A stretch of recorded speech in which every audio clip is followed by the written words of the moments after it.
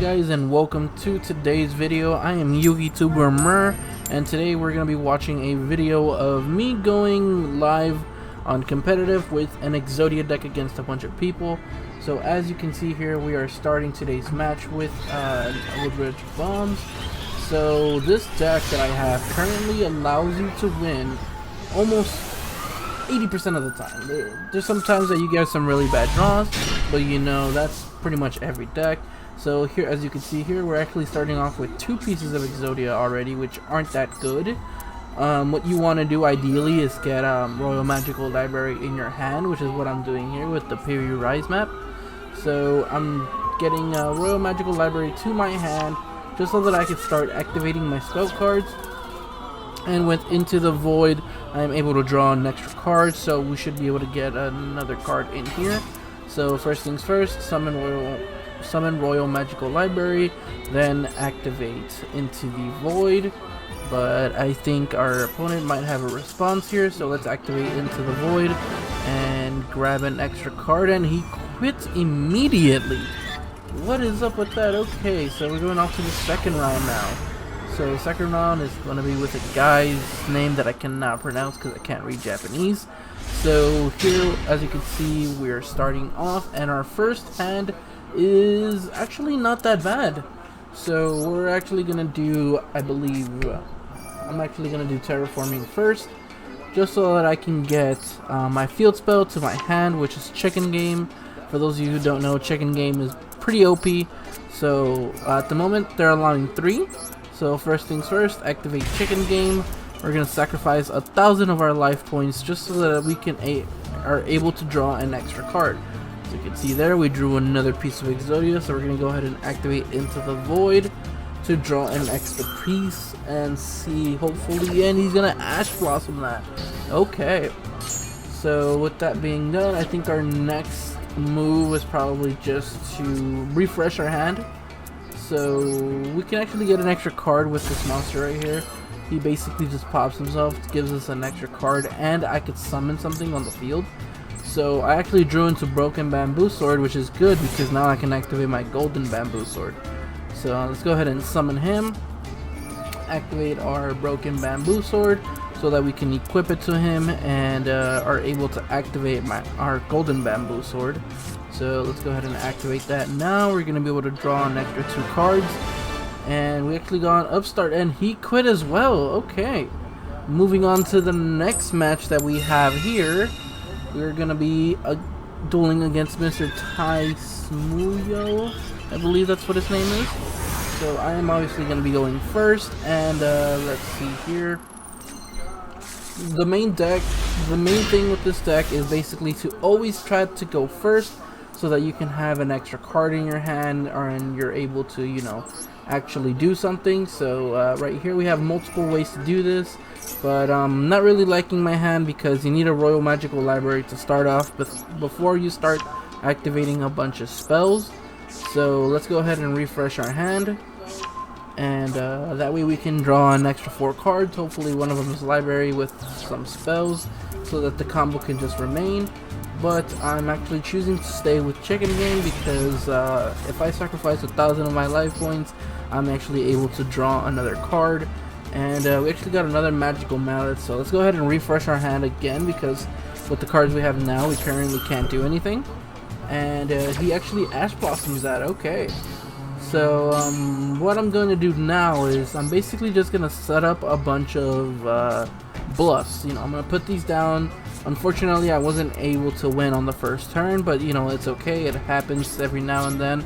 So we'll just go ahead and make him think that we have something, and on his turn, he's gonna summon a bunch of monsters and link summon.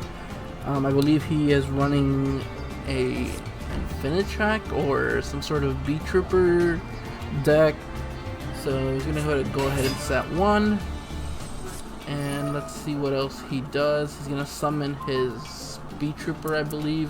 Special summons another one.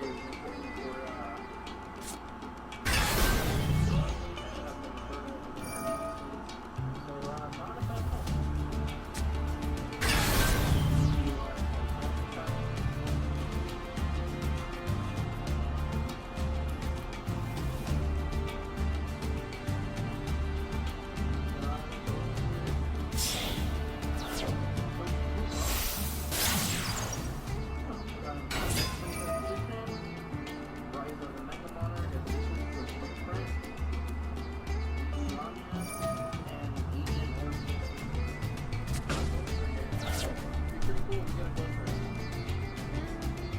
So, do you guys hear about the background noise? I'm sorry, but I can't do a lot of that early.